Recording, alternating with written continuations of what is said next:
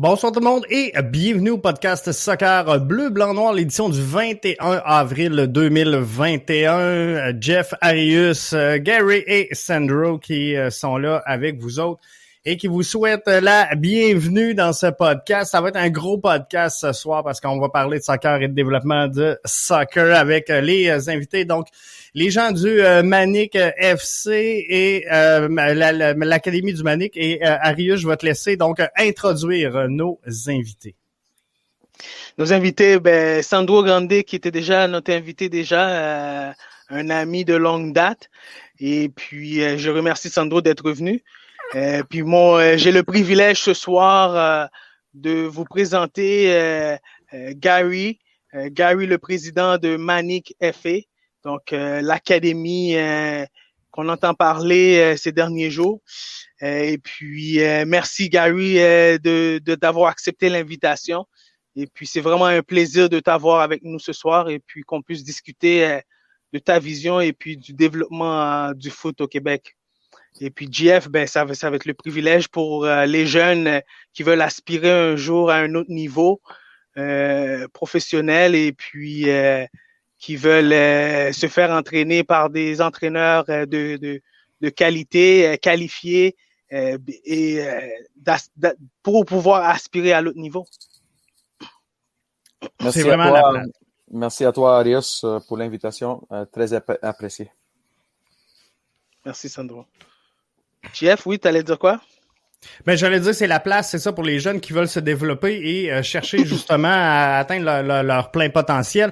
Puis, on en a parlé, Arius, ensemble dans le passé. Hein. Je pense qu'on en parle souvent du soccer et des académies en général et du mouvement parallèle, en tout cas, qui devrait, à mes yeux, exister en lien avec la structure intégrée de soccer au Québec. Et c'est ça, il y a l'Académie du Manic, donc qui cherche à faire sa place dans tout ça et devenir donc la plus grosse académie, on va le dire comme ça, je pense, qui force le développement des jeunes joueurs et des joueurs à haut potentiel.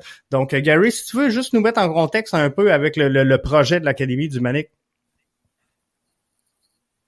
Je pense que Gary, il entend pas le son. Je sais pas qu'est-ce qui se passe là. OK. Gary, OK, on a perdu un peu Gary. Un peu. Gary, c'est beau. Je vais... Non, il vous entend pas. Ah, Gary est revenu. Là, tu nous entends, Gary? Oh, il est complètement disparu. OK. On va essayer. On va le ramener. Vas-y, Arius. Vas-y avec Sandro. Je m'absente 30 secondes, je vais aller rechercher Gary. Ouais. Gary n'est pas là, mais plus sur le côté des joueurs, Sandro. Un joueur qui veut se joindre au Manic, et comment ça se passe pour lui? C'est quoi les processus? Premièrement, ils doivent s'inscrire sur le site pour les tryouts. Jusqu'à maintenant, on a beaucoup d'intérêt pour les équipes de notre académie, aussi dans les hautes performances, les U15, U17, U19. On a du bon feedback. Je pense que on est en train de bâtir un bon staff avec du monde qui sont là pour les jeunes, du monde qualifié. Entre autres, Victor Barantes, qui va être l'entraîneur des U17. Il a travaillé avec l'Académie de Barcelone. Ici, il fait ses diplômes dans son pays d'origine en Amérique du Sud. Il a fait le cours Barça de Barcelone. Moi, avec les U19, j'ai ma licence A canadienne, la licence A UFA que je termine, j'espère, cet été avec le COVID. Et après ça, moi aussi, j'ai fait le cours de Barça qui était très, très intéressant. Très, des bonnes idées. Des choses que peut-être on n'entend pas toujours sur les terrains ici, mais une philosophie qui, on doit pas l'expliquer, mais c'est une philosophie qui a produit tellement de joueurs. Et pour nous, c'est important. Et après ça, avec les U15, on a Nassim Zakour qui a travaillé aussi avec l'Académie de Barcelone. Il a travaillé avec moi aux Étoiles de l'Est. Et quand on annonce des choses de comme ça, puis je vois les commentaires des parents du Barça qui ont été à l'Académie de Barça ou des parents qui le connaissent par rapport au travail qu'ils font sur le terrain. Puis c'est des commentaires positifs, des commentaires, excellent nouvelle, j'aime bien Victor, j'aime bien Nassim, j'aime bien Mazen, j'aime bien Vincent, j'aime bien Mario, Peter Scarano, tous ces gars-là. Alors, puis je manque quelques-uns. Ça, c'est des choses qui font du bien, parce qu'ils ont fait quelque chose de bon avec les jeunes. Et à la fin, ce qu'on cherche, c'est que tout le monde fait des bonnes choses pour les jeunes à la fin. C'est tout. C'est très bien. Et en parlant de philosophie, puis on a perdu Gary tout à l'heure. Gary, merci, t'es revenu. GF avait parti déjà l'information. Gary, l'idée derrière Bring Back de Manic, pour toi en tant que président, est-ce que tu peux nous expliquer un peu? Alors, merci beaucoup les gars, je m'excuse. Vidéotron m'a lâché. On se demande si c'est Vidéotron. Peut-être qu'il y a quelqu'un qui essaie de me bloquer. Il veut pas que je parle du foot. C'est de la censure. C'est ça. En fait, on a commencé comme les Rangers de Montréal. Je vais te faire une longue histoire courte, mais on a décidé de partir une académie. J'ai fait un petit post sur Instagram, puis là, j'ai eu un retour de message de quelqu'un de Glasgow, Gary Gibson. Puis là, je me disais, ben là, c'est pas vrai. Rangers de Glasgow, j'ai même pas un joueur. Pourquoi il veut me parler? Là, le lendemain, je l'appelle. Il me dit, regarde, je représente les Rangers de Glasgow. J'aimerais te parler de ton académie. Là, je dis, mon académie, j'ai une ballon de soccer, mais ça arrête là. J'ai même pas commencé à communiquer avec les enfants. C'est quoi qu'on peut faire ensemble? Il dit, gars, dites-moi un peu la raison pour laquelle tu veux la partir. Puis là, j'ai expliqué la raison en arrière, le manque de développement au Québec. L'effet que j'ai vu des matchs avec des jeunes de 11-12 ans qui étaient assis sur les bancs, qui jouaient pas dans les matchs. Je me disais, il y a le problème. Il y a une mentalité, il y a une philosophie ici au Québec, tout pour gagner. On s'entend, au niveau de pro, il doit gagner. Mais quand on parle des jeunes de 9, 10, 12, jusqu'à, Sandro va peut-être même dire plus vieux que ça, mais jusqu'à l'âge de 16, 17 ans, l'idée de tout pour gagner, pour moi, ça rentre pas dans le portrait de développement. Là, on a décidé, on le part. Là, on avance 12 mois plus tard. Il y a quelqu'un qui m'appelle et il dit, hey, une question pour toi. Manic, ça dit quoi pour toi? Puis là, j'ai dit, c'est drôle à dire, mais premier match que j'ai vu, c'est mon père qui a amené un match au stade des Manic. Là, le lendemain, le matin, je me lève, je me dis, hey, ça serait une bonne idée. Là, je commence à faire des recherches. Je check sur Trademark Canada.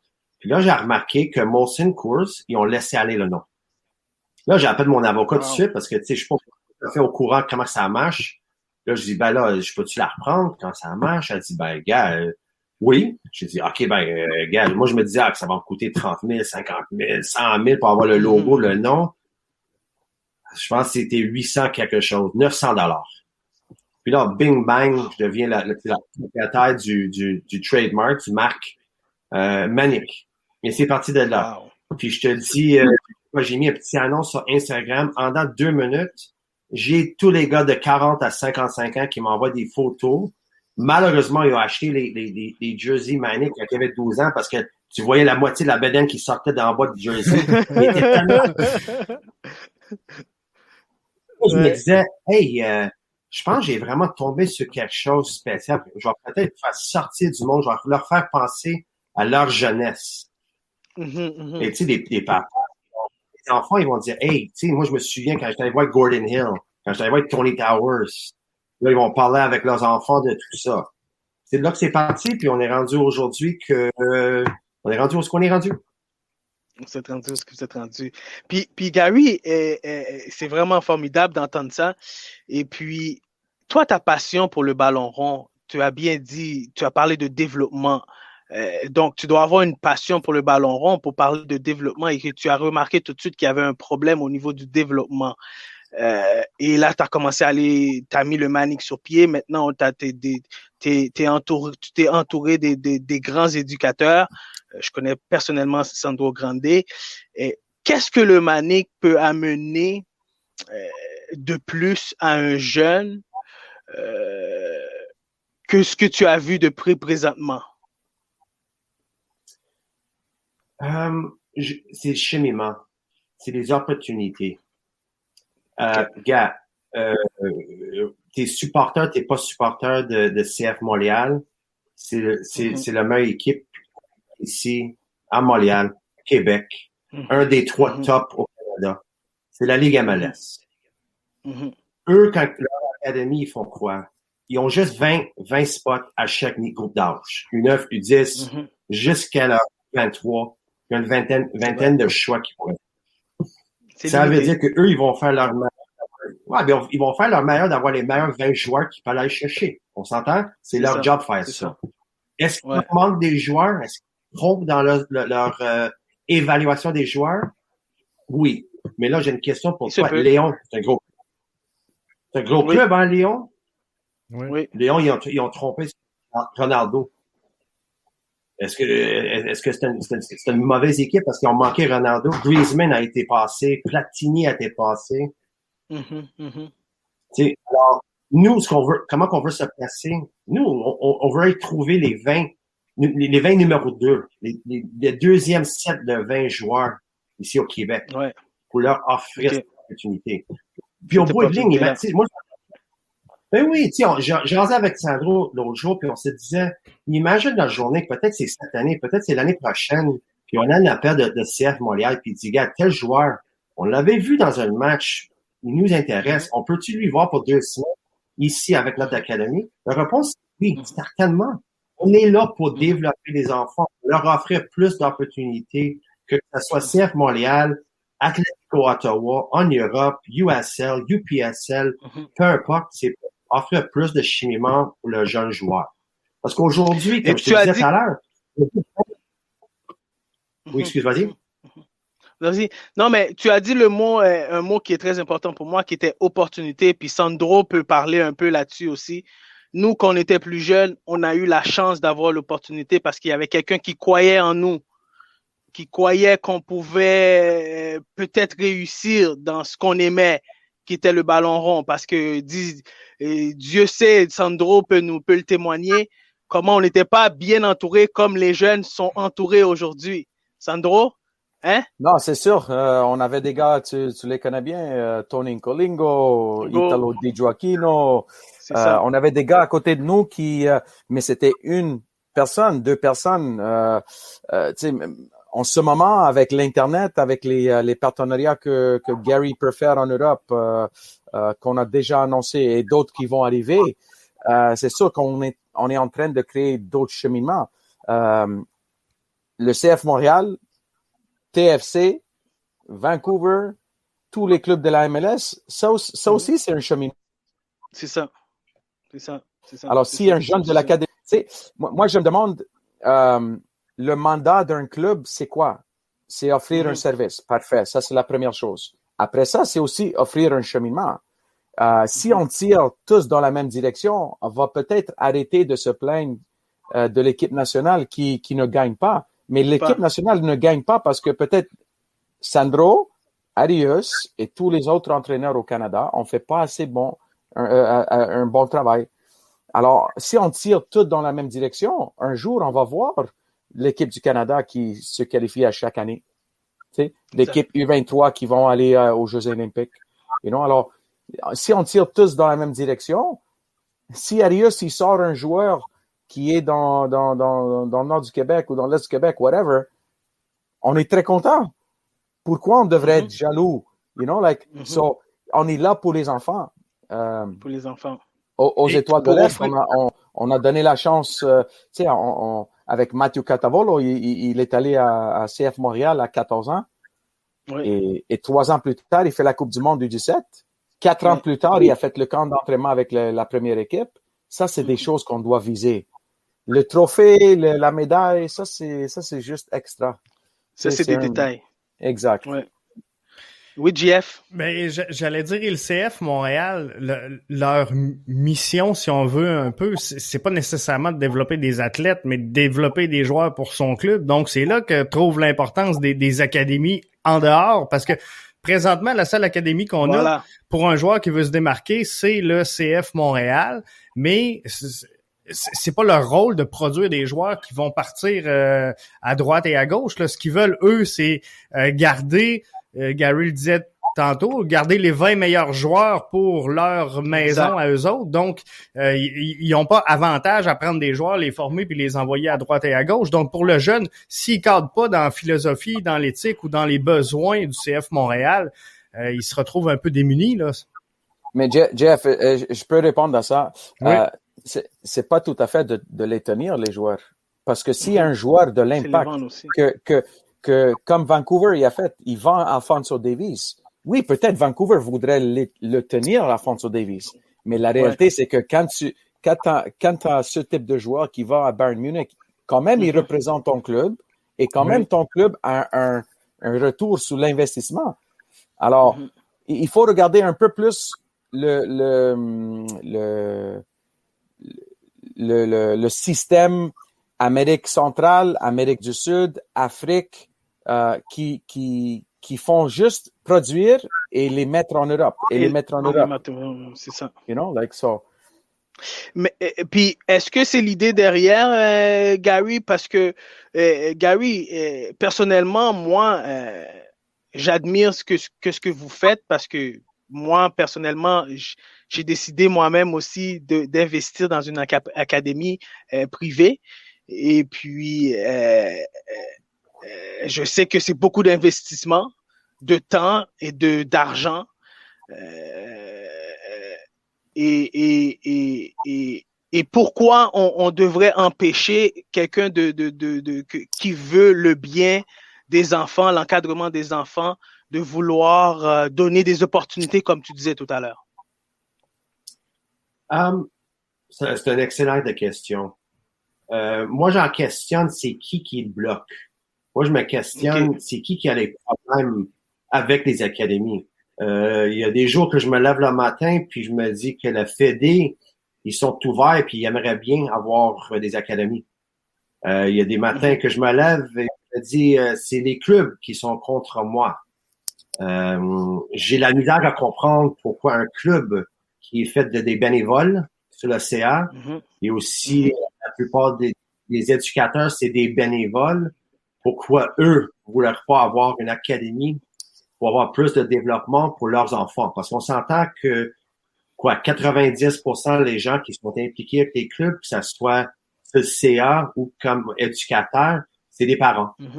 Vu qu'ils ont les enfants dans le programme. Alors moi, je sais, moi j'ai un jeune de 15 ans. Puis tout le monde se dit, ben là, vous avez parti cette académie pour votre enfant, pour donner une place à votre enfant. Le joke c'est que j'ai dépensé tout mon argent et tout mon temps, puis le seul groupe d'âge que j'avais pas avant cette année, c'est le groupe d'âge de mon enfant. J'avais toujours les plus. Alors ça, tout le monde m'a dit d'avoir créé quelque chose pour mon enfant, vu que les dernières 3 ans, j'avais jamais un groupe pour mon gars. Mais je pense que le problème aujourd'hui, parce que je me regarde d'une façon, si je me tiens comme si moi je serais CF Montréal, disons. Moi, j'aimerais bien qu'il y ait d'autres académies de qualité qui sont évaluées et accréditées, qui font du développement. Pour moi, c'est eux qui vont prendre la vie dans un enfant pour le développer, puis c'est moi qui peut-être va gagner de leur développement qui va se faire. Alors, comment que je peux faire, moi, s'il y a 200, si on prend des 2005, imagine qu'il y a 160 2005 qui sont en train de se faire développer dans des académies de qualité. Si on s'entend des académies qui étaient évaluées et accréditées, là, au lieu juste d'avoir 20 enfants, accès à 20 enfants, j'ai accès à 160. Imagine, tu sais, je me disais l'autre jour, les joueurs dans les dernières 10 ans qui sont partis en Europe, qui n'ont pas passé par les mains de CF Montréal / Impact. Je me demande si ils demandent, hey, t'as tel joueur, et ils vont dire, oui, on a manqué notre coup. Quand on les a regardés à l'âge de 15 ans, il n'y avait pas ses capacités. Oui, il s'est développé, puis il est parti. Imagine, on garde ces jeunes-là, puis là, CF, ils ont juste appris. C'est comme on travaille pour eux, en fait. On fait du développement, on travaille pour eux chimiquement. Et au bout de ligne, c'est un des places qu'on peut les envoyer. Montréal ou CNHP ou Équipe du Québec qui ont quand même réussi à partir ailleurs et puis trouver leur niche. Et Sandro le sait très bien aussi, ça arrive souvent. Est-ce qu'on a intérêt d'avoir des clubs de 3000, 4000? Parce que là, aujourd'hui, on voit le programme de reconnaissance, puis on voit la fusion des clubs. Est-ce que le programme de reconnaissance, toi, aujourd'hui, moi, je vois comme un investisseur, puis je te pose la question parce que là, vous suivez le développement du foot. Là, je vois des fusions des clubs et puis on est déjà en manque de ressources, que ce soit entraîneur, ballon. Moi, je sais c'est quoi, puis JF sait c'est quoi aussi. Cône, Dossard et le tralala qui vient avec le développement de l'athlète. Et on fait des fusions à ne plus finir. Moi, j'ai l'impression que c'est pour remplir les coffres de banque. Regarde, Arius, la réalité, c'est que quand tu as un club de 4000 jeunes, le club va avoir plus d'argent dans le budget. La réalité, c'est que, OK, ils vont engager un DG, ils vont engager un directeur technique, mais le directeur technique, d'habitude au Québec, le directeur technique, c'est le meilleur entraîneur dans le club. OK? La plupart des directeurs techniques, c'est les plus experts dans les clubs. C'est la réalité au Québec. Oui. Comment cette personne-là pourrait affecter 4000 jeunes? Ici, au Canada, on a un des meilleures académies. Il s'appelle Futuro Academy à Ottawa. C'est mon ami Sanjeev Parmar qui a parti ça. Futuro Academy. Puis il n'y a pas plus que 150, 200 joueurs. Mais il y a un joueur qui joue avec Lazio en ce moment, un 2004. Il y a un joueur qui joue en Croatie. Il y a un autre joueur qui joue en Angleterre. Il y a 3 joueurs qui viennent juste de partir, qui sont allés à Vancouver dans la MLS, dans l'académie. Il y a un autre qui a été avec les U23 à la qualification, Theo Bear. Il y a un autre qui s'appelle Antoine Coupelan qui joue en CPL. Ça, c'est un petit club. Parce que la réalité, c'est que Sanjeev, c'est un bon entraîneur. Avec 150 joueurs, il peut affecter tous les 150 joueurs. C'est ça. Avec puis est-ce qu'il a une affiliation avec un club en Ontario ou est-ce que c'est un peu comme vous essayez de faire avec Centre-Sud ou? C'est la même chose qu'ils ont. Ils sont en affiliation avec Saint Anthony Soccer Club. Saint Anthony Soccer Club, OK. À Ottawa. Saint Anthony, c'est un club de soccer de qualité. Il n'y a pas une licence nationale, provinciale. Et Sanjeev, il offre le service à Saint Anthony Soccer Club. Et aussi, il a son académie attachée au club. Et tous les jeunes s'inscrivent dans ce club-là. Okay. C'est la même chose que nous faisons avec Centre-Sud. Centre-Sud, OK. Si moi, je suis un parent qui espère voir mon jeune prospérer au soccer, c'est à mon avantage de placer mon jeune dans une académie de qualité, comme par exemple l'Académie du Manic. Si je suis un agent de joueur, comme par exemple, je prends le cas de Obélix, un exemple, c'est à mon avantage d'avoir des académies sur mon territoire qui développent les talents. Si je suis un joueur de soccer, c'est à mon avantage d'avoir sur mon territoire une académie qui va me former à la hauteur de mes compétences. Si je suis un club comme Centre-Sud, c'est à mon avantage d'avoir une académie qui va offrir une formation de qualité à mes joueurs. À mes membres.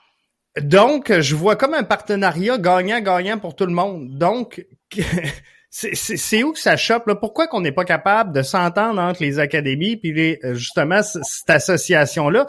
Parce que normalement, Willy le marque, là, la fédération est inquiète car ce sont les clubs qui veulent pas voir d'académie dans leur territoire. Mais en vrai, Québec Soccer, à mes yeux, à moi, doit former des athlètes.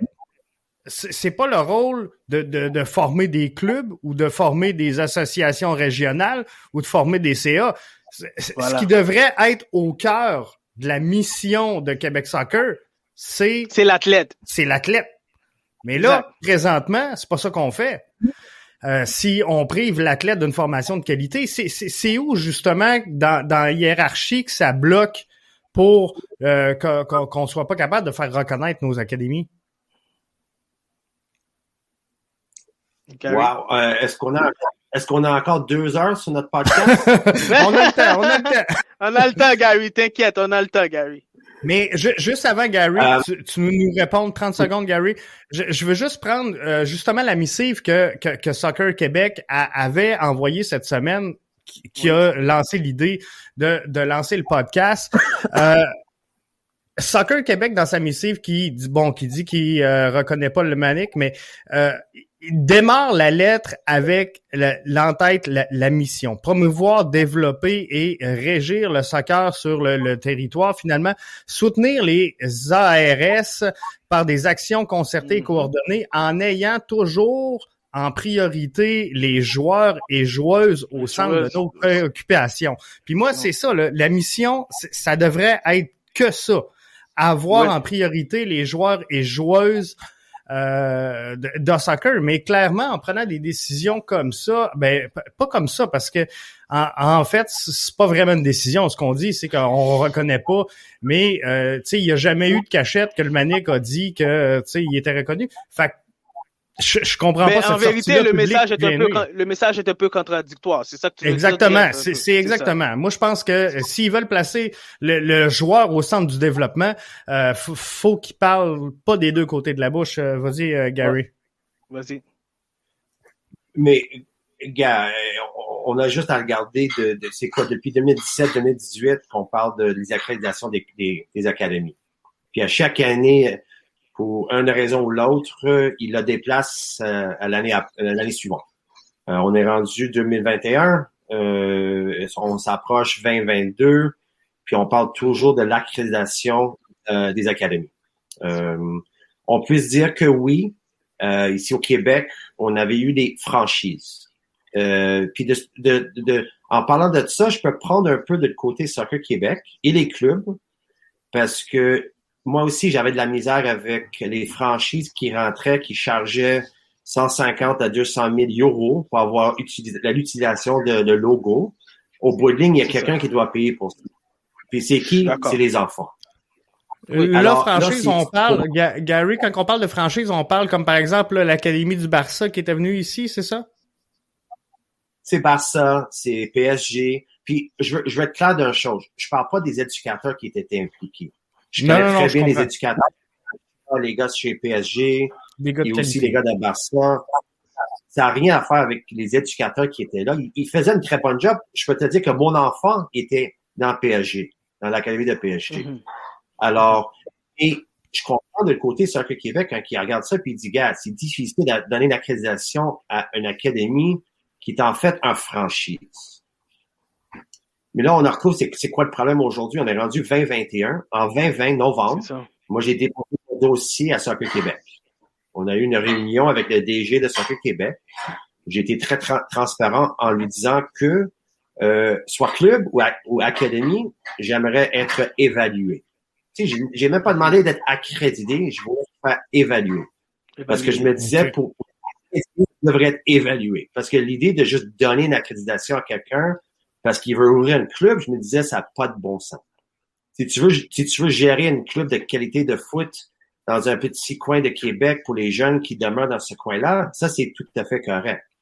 Mais si tu veux parler de développement et vraiment d'offrir quelque chose de professionnel à des enfants, ça prend une évaluation. Des gens qui connaissent ça.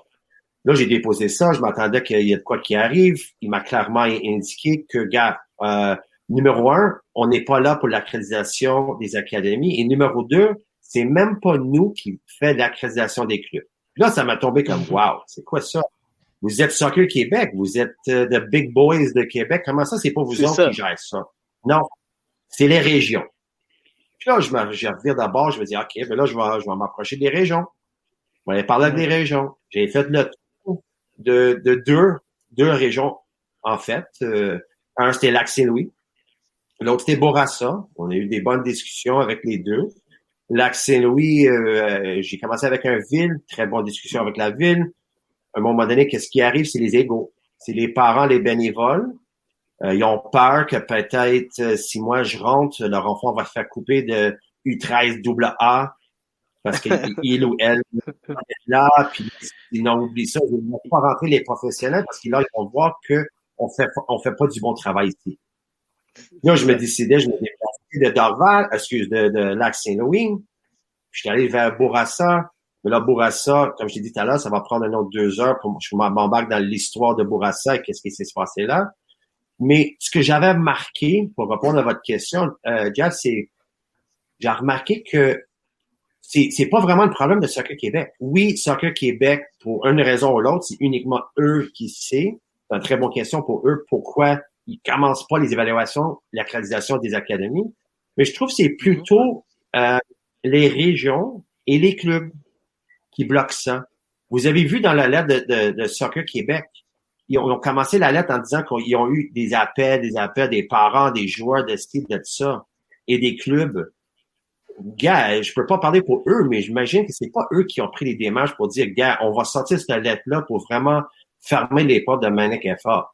C'est plutôt les clubs qui ont fait des plaintes. Mais là, comme tu disais tout à l'heure, pourquoi faire une plainte quelqu'un qui offre un service professionnel entouré par les personnes professionnelles qui vont donner de plus à l'espoir du quartier, puis tu vas aller contre ça. Et ça va plus loin que ça. On parle pas juste des clubs. J'ai des menaces d'après les AS, les villes. Ils m'enlèvent des terrains, ils me bloquent de louer des terrains. J'en reviens pas. On est là pour faire du développement, puis je peux te dire aujourd'hui, tout ce qu'on fait, c'est gratuit. Tous les postes que je dis à telle heure, à telle place pour l'entraînement, c'est tout gratuit. Hey, moi, c'est 7 jours par semaine, je quitte de ma maison de 5 heures à 8 heures, de lundi au vendredi à cause du couvre-feu. Le samedi et dimanche, je quitte vers 8h30, puis je rentre à 8 heures le soir, samedi et dimanche. Gratuit. Il n'y a pas un enfant qui m'a donné un sou pour venir au try-out, des affaires de même. J'ai des pré-inscriptions qui ont été faites, qui ont donné un $100 de dépôt pour vraiment être inscrit dans avec notre académie. Mais les frais, les coûts pour louer des terrains, tout ça, j'échange pas aux enfants. On est là pour leur développer. De se faire bloquer par les AS, les clubs et les villes, ça n'a pas de bon sens. Si je comprends pas ça. Moi, j'ai envoyé des courriels. Je demande pour les téléphones, les conférences, les Zooms, les réponses. 0. C'est bizarre. C'est quoi là-dedans qu'ils ont peur de perdre à long terme? J'imagine c'est les frais d'inscription. Quand je dis tantôt, je disais faut pas mettre le club devant l'athlète, mais tu sais, parce que soyons francs, si moi demain matin, puis on en parle souvent à Rius ensemble, tu sais, on veut pas diminuer le travail des bénévoles, mais demain matin, j'ai la chance de faire encadrer mon jeune par un gars d'expérience comme Sandro Grande ou Michel qui est peintre dans un atelier de débosselage, mais que le soir, il est là pour aider, tu sais. Mais il est super précieux, Michel, là. Oui. Mais si je veux faire grandir le sport puis le développer, là, j'aime aussi bien l'envoyer encadrer avec des entraîneurs, des formateurs, des cadres de qualité. Et je comprends pas la réticence, tu sais, de ces clubs-là, justement, à pas vouloir voir entrer, alors que les municipalités, souvent, on en parlait tantôt à Rius, ont très peu de ressources, là. T'es entraîneur dans une municipalité, en tout cas, je sais pas, c'est peut-être pas la réalité à Montréal, mais ici à Rivière-du-Loup, je peux vous dire que si je pars avec 4 ballons, faut que je le marque sur la feuille, puis les 4 ballons, faut qu'ils soient là à 8 heures, parce que l'entraîneur d'après aura pas de ballon, puis là, cherche des dossards, t'en as 1982. Mais fait que les ressources sont même pas là. Fait que si on donne des ressources en plus avec des académies comme ça qui arrivent, moi je comprends pas. Tout le monde est gagnant. C'est ce bout-là que je comprends pas. Moi, ce qui est, tu sais, mes parents sont venus comme beaucoup d'immigrants ici au Canada, parce que c'est un pays où est-ce qu'il y a beaucoup d'opportunités. Oui. Et si moi, demain matin, je veux ouvrir un restaurant, je connais rien dans le restaurant, OK? Mais je veux ouvrir un restaurant. Personne peut m'empêcher de rouvrir un restaurant. Après ça, si ma nourriture n'est pas bonne, si mon chef est pas bon, si le service n'est pas bon, le monde ne va pas venir. C'est sûr. Mais le monde a le choix d'aller soit là-bas, soit là-bas. Au foot, ils n'ont pas ce choix-là. Vous êtes né dans un quartier et le seul choix que tu as, c'est soit le club dans ton quartier ou le club juste à côté, ou si tu veux conduire un peu plus, tu vas aller ailleurs, you know. Alors, si Soccer Québec a un document sur leur site que eux autres, ils ont créé pour l'accréditation des académies depuis 2018, 2017, mais ça veut dire qu'à un moment donné, il faut ouvrir ce document. Il est là. Il faut donner suite. Il est là pour tout le monde du Québec d'aller le voir. Faites une recherche sur Google, Académie Soccer Québec, et vous allez voir, il y a un document de 15 pages. Et il est clair, il y a 4 critères sur les académies. Après ça, Jeff, non, il y a 4 différents styles d'académie. D'académie, oui, de critères, oui. OK, puis si on n'ouvre pas ce document, si on le met pas public, on le met sur notre site, mais personne ne le connaît. Les parents ne connaissent pas. Quand même, il faut dire que, Jeff, il y a des clubs qui travaillent très, très bien. Oui. Il y a des clubs qui travaillent très, très bien. Puis si un parent est très confortable dans son club, je connais des clubs qui travaillent très, très bien. S'il y a des clubs qui sont s'il y a des parents qui sont très confortables et leurs jeunes progressent, tant mieux. Tu sais, j'ai mon ami Rocco qui travaille avec Saint-Laurent. Saint-Laurent, ils ont eu un joueur qui s'appelle Ismaël Koné, qui est allé à CF Montréal il y a peut-être 4-5 mois. Et là, le garçon, il est avec la première équipe. Il n'a pas signé un contrat encore, mais il est en camp de pré-saison avec eux autres, en Floride. Et je me dis, le garçon, il était correct pendant 2-3 ans à Saint-Laurent. Avant ça, il était à NDG. Et là, il est passé à CF Montréal. Si le garçon, il était content là-bas, c'est correct, c'est son choix. You know? Même chose pour Jules-Anthony Vincent. Il signe 5 ans en Belgique. Il a signé 5 ans en Belgique avec Royal Antwerp. Il était content où est-ce qu'il était? On peut pas forcer le garçon de... Alors, s'il voulait plus, il allait chercher plus. Et Jules-Anthony Vincent, il est allé à ACP dans le temps. Il y a 4-5 ans qu'il y avait l'académie d'ACP. Il est allé jouer pour ACP. Après ça, il est allé à Saint-Laurent. Après ça, il est allé à Panalignos. Et là, il se trouve en Belgique. Mais qui profite de tout ça? Soccer Canada. Parce qu'un jour, Jules-Anthony Vincent va porter le maillot de Soccer Canada. On espère. C'est sûr. On espère. Puis, il va aider notre pays à se qualifier pour la Coupe du Monde. Et si on se qualifie, si on fait la qualification à la Coupe du Monde et on réussit, c'est 20 millions de dollars, je pense, dans les comptes de Canada Soccer.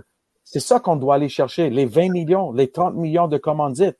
Parce que là, tout d'un coup, l'argent va rentrer dans les clubs, l'argent va rentrer dans le système. Et là, on pourrait progresser. Si on fait jamais la Coupe du Monde, ça va être toujours très, très difficile pour notre pays pour le pays.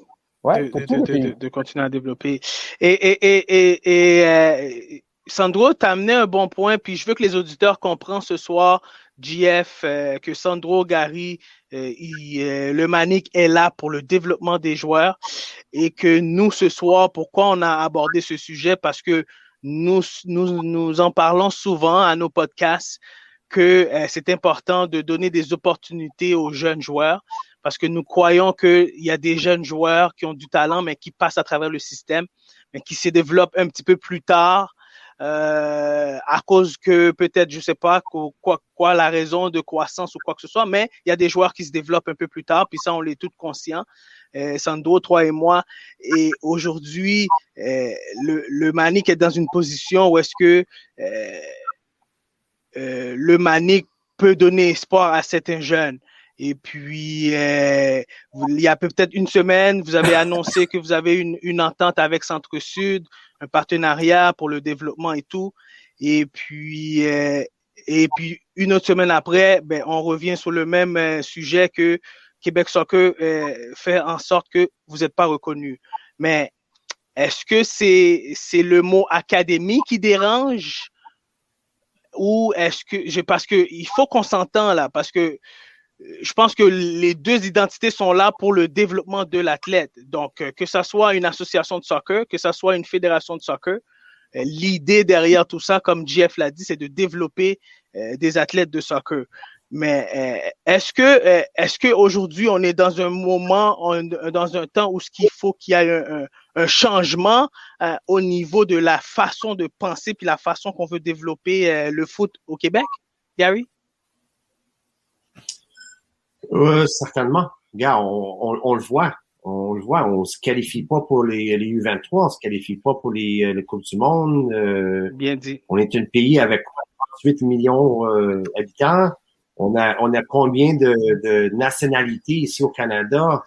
Je comprends pas comment on n'est pas dans les top 20 des pays en monde entier. On a des très bons joueurs, des athlètes extraordinaires. Pour moi, la seule chose qui en manque, c'est le développement. Sandro l'avait dit avant. Moi, je comprends pas comment. Regarde, moi, je fais un tiers. Moi, je suis comme le directeur technique de Manic, façon de dire québécoise, parce que je fais toute la papier. Parce que un directeur technique, il devrait être sur le terrain, parce que c'est lui qui va aider les jeunes. Développer, et pas avec un laptop devant lui. C'est moi qui fais ce job-là. Puis, j'arrive pas à le faire pour un couple de 100 de joueurs. Comment tu fais pour engager un gars, un TD, qui va gérer 4000 enfants? Je dirais quoi? 75% vont être des papas, vont être des comptables, des docteurs, des avocats, monsieur, madame, propriétaire de dépanneur. Comment il fait pour gérer tout ça? Puis au bout de ligne, va lui dire, c'est ça. Il fait pas un bon job de développement. Ils connaissent pas son domaine. Alors, non. C'est quoi qu'on dit aussi au Québec? C'est quoi votre pourcentage de matchs gagnés? Ah, il a gagné au-dessus de 75% de tous ses matchs avec son club. Ah, lui, c'est un développeur. Il sait comment développer les jeunes joueurs. Alors, il gagne des médailles, lui. Les problèmes pour moi, c'est comment tu fais pour avoir... je pense, je me trompe pas, les chiffres, c'est les alentours de 170 000 joueuses au Québec inscrits. On s'entend que sans COVID. Nous, on en cherche quoi? Gros max, on a quoi? 4 catégories de haute performance. Masculin et féminin fait 8 fois 20, fait 160 joueurs. Puis en bas de 12 ans, disons que tu mets 300 dans ton filier en bas de 12 ans, parce que l'idée de l'évaluation d'un jeune à 11, 12 ans, 10, 11, 12 ans, c'est ridicule. Alors, tu tiens 300, ça veut dire un gros club, on est à la max, on est à 450 joueurs. Puis là, tu vas me dire que toi, tu serais capable d'offrir le même service, la même qualité de développement avec 4000? Mais là, c'est impossible. Alors, pour moi, c'est facile. La reconnaissance des licences, je le crois là-dedans. Je le crois dans la structure. La structure, mais OK. Il faut qu'il y ait un filière loisir, un filière haute performance. Puis là-dedans, ton directeur technique côté haute performance, lui, il gère 150 à 200 enfants. Tu mets un autre directeur technique en 13 ans, tu mets un autre directeur technique côté loisir. Là, c'est d'allure. Là, je vais avoir là, je suis d'accord avec tout le monde. Soccer Québec, Soccer Canada, tout le monde. Là, tu vas avoir du développement va se faire. Mais de mettre un gars, un fille, en charge de 4000, alors, c'est ridicule. C'est ridicule de dire que au bout de ligne, on va développer les jeunes, puis ça va aider les équipes de Québec, ça va aider l'équipe de Canada. Impossible. Qu'est-ce qui leur fait peur? C'est ça, mais moi, je me demande, mais pour ça, je demande le mot académie parce que on sait que, Sandro, on est la seule province au Canada qui a le sport-études. Toutes les autres provinces, ça n'existe pas, le sport-études. Donc, est-ce que c'est à ce niveau-là, les académies viennent un peu nuire au développement de la structure?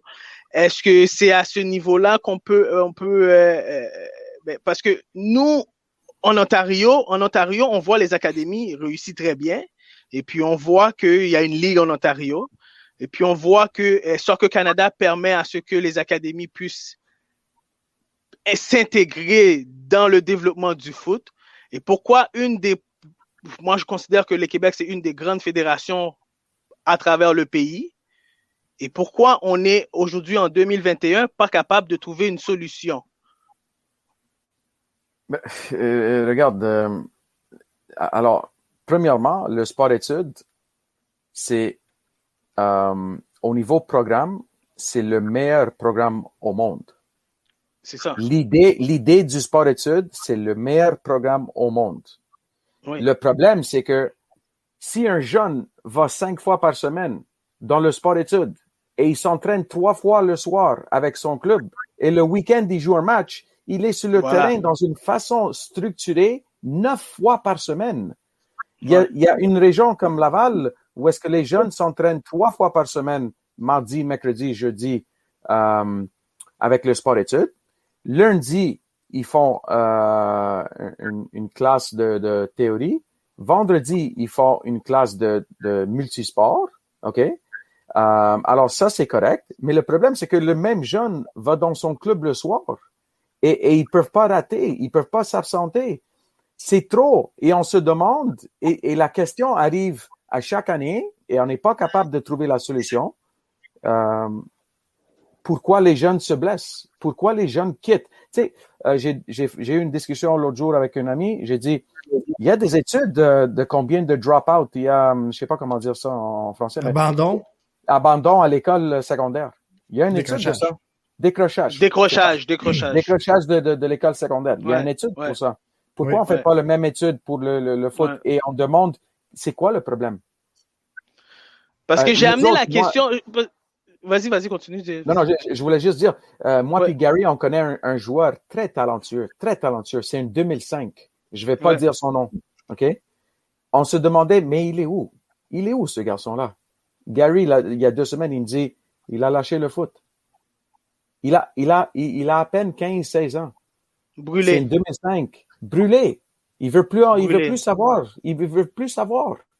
Pourquoi? Parce qu'il y a eu 1 U10, c'est plein de tournois, plein de matchs, il faut gagner. C'est beaucoup de pression. Parce que je me souviens, moi, quand j'étais entraîneur cadre, et puis quand le sujet des académies sont venus, puis tu l'as bien mentionné, de Gary, depuis 2017, le projet est là, puis moi, j'en faisais partie du projet, puis on entendait parler de toutes les académies. Et les questions qui revenaient souvent et les choses qui revenaient souvent dans les avantages puis les désavantages d'avoir les académies, c'est que nos athlètes étaient surchargés parce qu'il y avait déjà la structure de sport-études et aussi il y a la structure de 3A, Sandro on a mentionné, tu as les clubs et tout, et tu as le centre CDR régional, t'as toutes sortes de programmes de développement qui existent dans notre structure, qu'aujourd'hui, il y a même des parents qui veulent donner de plus à leurs jeunes pour s'assurer que leurs jeunes restent dans les meilleurs. Mais est-ce que c'est parce que on tire la balle d'un côté à l'autre et puis les gens savent plus où se tirer la tête, où se mettre la tête, et puis en même temps, il y a un manque d'éducation? Qu'est-ce qui se passe? On est comme dans un tourbillon, puis tout le monde tourne en rond. Parce qu'en bout de ligne, là, il y a comme trop de soccer. Vas-y, Gary. Il y a trop... Là, je vais ôter mon chapeau de manique, puis je vais mettre mon chapeau de papa d'un jeune de 2005, un jeune de 15 ans.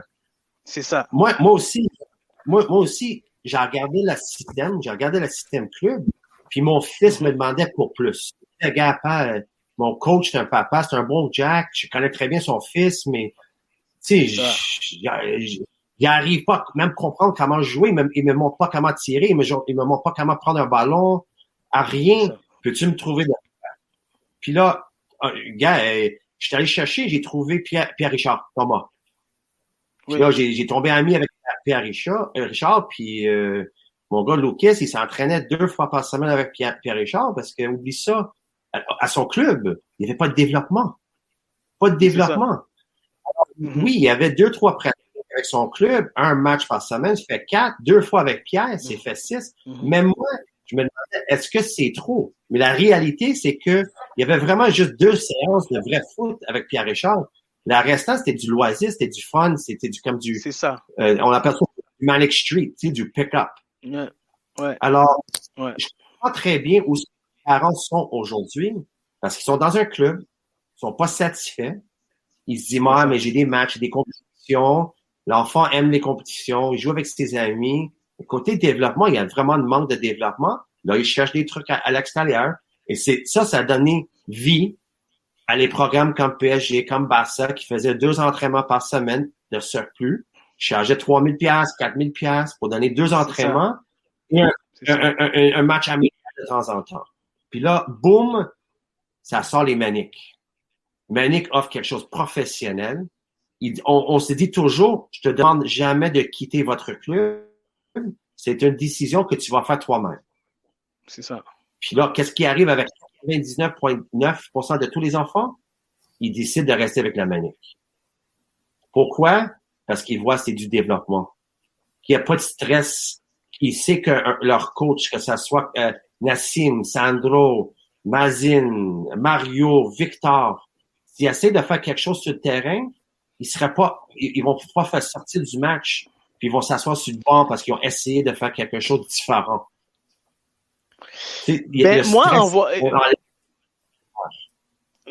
En voyant la lettre de Soccer Québec et quand Soccer Québec a mis les parents étaient inquiets et tout, il y avait des questionnements et tout.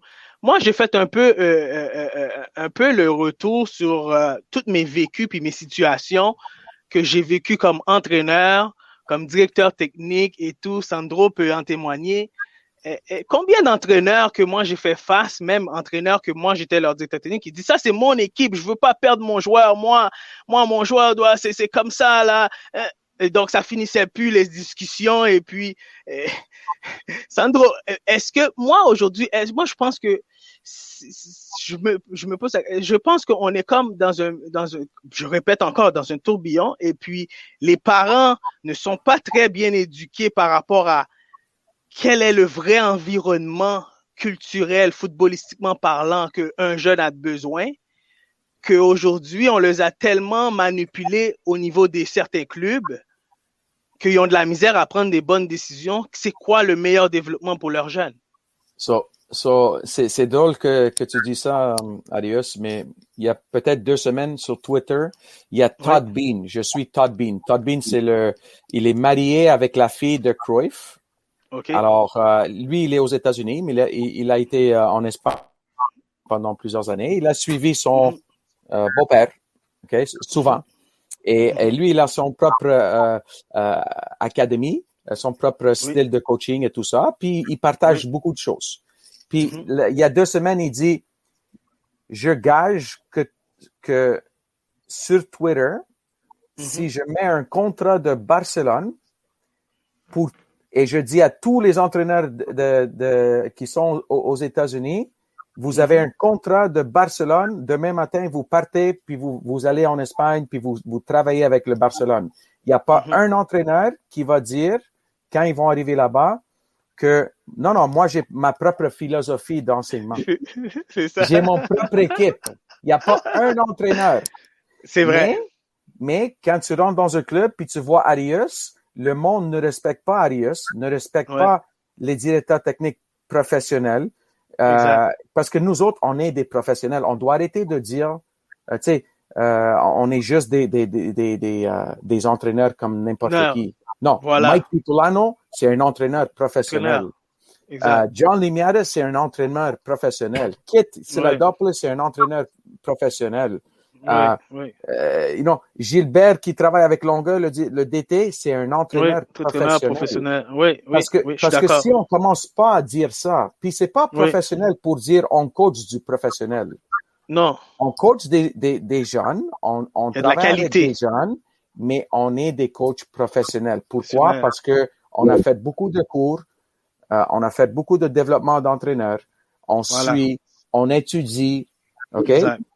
Et on doit commencer à respecter ce monde-là. Le jour où est-ce que Arius va pas faire un bon travail parce qu'il fait pas un bon travail, il est pas sérieux, ou il a pas les documents comme il faut, il est pas organisé, le club va dire, regarde Arius, ton travail n'est pas bon.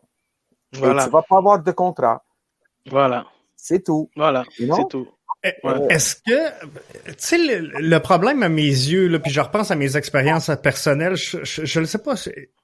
Tu le dis, Sandro, je pense qu'on a des gens de qualité. Tu sais, les directeurs techniques, la plupart des gens ont quand même des organisations. Les clubs ont des organisations de qualité. Mais, tu sais, de mon expérience à moi, est-ce que les CA ont peut-être trop de pouvoir, justement, et passent par-dessus les directeurs techniques? Parce que, tu sais, je prends un exemple. Je me souviens d'avoir fait du développement de soccer dans ma région, puis je m'assois à un moment donné avec mon directeur technique, puis les noms sont pas importants, là, mais là, il me dit, Jeff, fais ton équipe, organise ton équipe, tu sais. Puis là, j'organise mon équipe, je vise avec le directeur technique, puis là, il me dit, regarde, nous, on s'en va dans cette direction-là, puis c'est parfait, puis on s'enligne sur la même hiérarchie. Et là, finalement, au lendemain de tout ça, le directeur technique me rappelle, ouais, là, Jeff, le téléphone a sonné toute la soirée. Là, finalement, dans ton équipe de développement, il va falloir que tu prennes Patrick, parce que Patrick, il voyage avec Philippe. Fait que là, ça, c'est super important.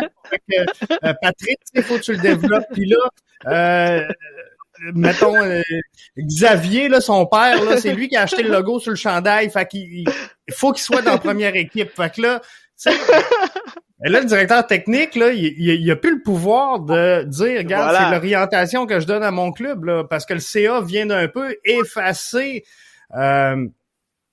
cette lignée-là. Puis tant que le CA va avoir autant de pouvoir, d'après moi, sur les directeurs techniques, ça va être difficile. Moi, je rêve un jour que dans une comité, il existe, je sais pas, 30, 40, 50, 60 personnes, mais dans cette comité, à travers le Canada, il y a Jason Devos, Dwayne DiRosario, Julian de Guzman, Patrice Bernier, Patrick Leduc, Ali Gerba, Sandro Grande, Sanjeev, Arius, tous les joueurs, tous les professionnels. Parce que la réalité, c'est que moi, j'ai vécu des choses qu'une personne normale pourrait jamais le voir. Patrice Bernier, la même chose. Dwayne DiRosario, la même chose. Julian de Guzman, la même chose. Et dans cette réunion, il y a 2 ou 3 personnes qui prennent des notes. Et toutes les idées que nous autres, on met sur la table, c'est parce que nous autres, on a du vécu. On est des professionnels, on est des experts. Si nos idées ont du sens, puis ça fonctionne bien avec les budgets, on va de l'avant avec ces idées-là. Mais on peut pas avoir un monsieur, madame, n'importe qui va dire à Dwayne DiRosario, « Hey, Dwayne, tu connais quoi, toi? » C'est sûr. Ou Julian de Guzman, t'as joué où? Non, moi, j'ai joué avec Deportivo La Coruña. j'ai 75 matchs ou plus, ou 100 matchs et plus avec l'équipe nationale du Canada. Jason Devos, non, moi, j'ai ma UEFA A. J'ai fait tous les cours j'ai joué en Angleterre pendant 20 ans. Alors, quand le monde va commencer à écouter les personnes qui ont du vécu comme ça, comme Mike Vitolano, comme Arius, comme, tous les gars, il y en a plein. Pourquoi on est en train d'écouter? Parce que ces gars-là ont une crédibilité, ils ont un parcours. Mais oui, Tuchel de Chelsea, je suis Tuchel, pas de très très proche, mais je suis Tuchel. Je fais des recherches. Il fait des exercices extraordinaires, des exercices que pas d'autres coachs au monde y font. Il coupe son terrain, il fait des formes différentes, il fait plein de choses. Puis apparemment, c'est comme génial. Quand t'es un joueur là-dedans, c'est comme génial. T'as toujours quelque chose de nouveau qui se présente sur le terrain à chaque jour. OK? Il y a pas personne qui a dit à Tuchel, hey, tu fais quoi? Moi, je suis dans le CA. T'as pas le droit de faire ces exercices-là. Non, c'est sûr. Est-ce que moi, j'ai vu un document sur Soccer Canada, environnement accessible, inclusif et accueillant. Dans tous les niveaux, on parle de inclusif, équité, diversité, et on parle du tout ça. Et toi, Gary, au début, tu nous as bien parlé que ton expérience que tu as vécue quand tu as vu qu'est-ce qui se passait sur le côté d'un terrain durant un match de 11 ans et tu vois que l'enfant reste sur le banc tout le match parce que le coach veut absolument gagner et tout. est-ce que tu crois que c'est quelque chose que les gens qui gèrent le foot au Québec sont au courant et puis qui savent que les académies comme Panthers Football Academy, Manic ou whatever other academy vont venir exposer comme parce que dans tout grand business, dans toute grande corporation, il y a des avantages, il y a des désavantages, il y a des bonnes choses, il y a des mauvaises choses, puis on doit trouver une façon d'améliorer, surtout quand on fait face à servir le peuple ou à servir des membres. Tout à fait. Moi, je la regarde de cette façon-là. Ça devrait être le choix de l'enfant et les parents. Si l'enfant et les parents veulent gagner à tout prix, alors qu'ils trouvent un club que c'est leur philosophie de gagner à tout prix. Pour dire que est-ce que je suis contre ça? Oui, moi, pour moi-même, pour mes enfants, mes philosophies, oui, je suis contre ça. Mais je suis pas contre l'idée que quelqu'un d'autre veuille uniquement gagner. Et il y a une place pour ça. On parle toujours de Soccer Québec, les clubs, les ARS. Les parents ont une grosse responsabilité là-dedans aussi, hein, parce que t'as pas besoin d'y aller loin. On a des matchs des jeunes de 10 ans, puis je m'excuse, mais les parents sont malades, sont perdus, sont plus impliqués dans le match que les petits jeunes sont impliqués. Tu sais, t'as des jeunes de 5 ans, le petit-fille, il cherche des pissenlits dans un terrain de turf, puis le parent est en train de crier, j'en reviens pas. C'est comme, il veut repartir leur jeunesse, ils voient eux-mêmes sur le terrain avec le ballon. Tu sais, je me dis, le problème, c'est plus grand que Soccer Québec, que les clubs, que l'ARS. C'est une mentalité de tout pour gagner, à tout prix gagner. Alors, il faut qu'on change cette mentalité en premier, c'est l'éducation des parents. Je pense qu'il y a pas beaucoup de parents qui comprennent le parcours que toi-même puis Sandro ont pris. Que c'est pas 15%, c'est pas 30% des joueurs qui vont avoir la chance que vous avez eue. C'est en bas de 0,0 quelque chose %. Qui veut dire quoi? 170 000 joueurs au Québec. Fais les calculs. C'est pas le grand nombre de joueurs qui vont réussir à leur rêve. C'est ça. Qui vont être capables on le disait tantôt. On le disait tantôt, il y a quoi, 170 000 joueurs à peu près présentement dans la structure. Il y en a combien qui vont finir pro là-dessus? Tu sais, si on fait le comparatif rapidement, si on regarde la structure du CF Montréal présentement, le nombre de Québécois qui sont dans le lot, il n'a pas énorme là. Donc, faut arrêter de dire à tous les jeunes qui sont capables de marquer 2 buts dans un match que ça va être la prochaine vedette du CF Montréal, parce que c'est pas ça le but là. Tu sais, il faut développer des athlètes, mais il y a un développement aussi à côté de juste marquer des buts puis gagner des matchs. Tu sais, un athlète, c'est plus complexe que ça. C'est aussi de gérer ses émotions, c'est de gérer plusieurs choses que juste qu'est-ce qui se passe sur le terrain. Donc, je pense que justement, Gary, tu sais, tu le disais bien, c'est pas tout le monde qui vont aspirer à ça, mais ça, faut que les parents le comprennent bien aussi. Oui. Regarde, moi, des fois, j'ai des appels des parents qui veulent plus que leur enfant va pro que l'enfant lui-même. J'ai l'enfant qui me dit, moi, j'aime ça jouer, je l'adore le sport, j'aime ça avec mes amis, j'aime ça, tu sais, de la compétition, mais l'idée de pro, non. Si je suis capable de jouer pour l'Université de Montréal ou McGill Concordia, ça serait le fun, j'aimerais bien faire ça. Mais pro, c'est pas dans ma future pour moi. Mes parents, ils m'appellent, puis qu'est-ce que tu penses? Division 2, Division 3? S'ils passent à Division 3, ça va prendre combien d'années de passer à la Division 2? Puis, il y a des chances d'aller à première division. Je dis, tu parles-tu avec ton enfant? C'est pas ça qu'il veut, lui. Mais gars, il y a un chose qui toujours, puis c'est ça qui donne. Le problème, il est là. T'arrives à un terrain. Tu vois les jeunes qui se jouent. Commence à compter les parents qui ont la manteau avec le 3A sur le côté. C'est là, tu vois le problème direct. Ouais. Parents, ils sont fiers. Ils sont fiers. S'ils pouvaient mettre 2 lettres de plus, s'ils pouvaient mettre 2 A de plus, s'ils pourraient. 5 A. Ça serait parfait.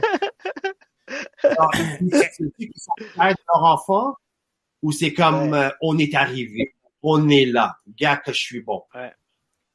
C'est des fois, hey, je compte une histoire vite fait. J'ai un parent qui m'appelle, un jeune de 15 ans.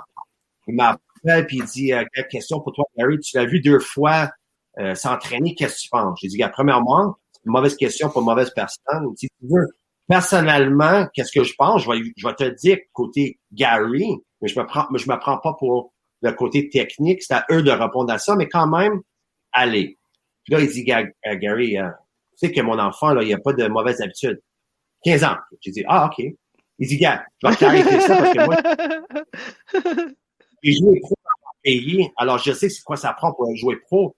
Puis mon enfant, il n'y a pas de mauvaise habitude. Puis on va l'envoyer en Europe cette année. Là, j'ai dit, gars, parfois tu fais une recherche sur l'Internet, je me trompe pas, c'est un joueur professionnel, ça fait comme 12-15 ans qu'il est pro, puis il parlait qu'à chaque jour, il travaille sur ses mauvaises habitudes. Là, il dit, ah oui. J'ai dit, ouais, mais je me souviens plus de son nom, mais son numéro, c'est le numéro 10, puis il joue pour une équipe en Espagne. Ah oui, c'est ça. Son nom, c'est Messi quelque chose. Là, le gars, il me dit, de quoi tu parles? J'ai dit, meilleur joueur au monde parle qu'à chaque jour, il travaille sur ses mauvaises habitudes. Puis tu es en train de me dire que ton jeune de 15 ans, il n'y a pas de mauvaises habitudes. C'est ça. Ce qui arrive, à l'âge de 10 ans, tu joues pour ton club, t'es plus vite. On met où? T'es striker. T'es gras. T'es costaud. On met où? Centre défense. Il sait pas comment jouer. My God, il sait pas comment jouer. Mets-les dans le but. Ça prend le goaler. On bâtit les équipes comme ça. Puis là, à 11 ans, on se dit, le striker, il est tellement vite, il a compté 4 buts. Il y a eu 40 breakaways, mais il a juste frappé le but 4 fois, puis il a fait 4 buts. Là, c'est extraordinaire. C'est un joueur vedette. Il va devenir incroyable, ce joueur-là. À 14 ans, tu ne le vois plus.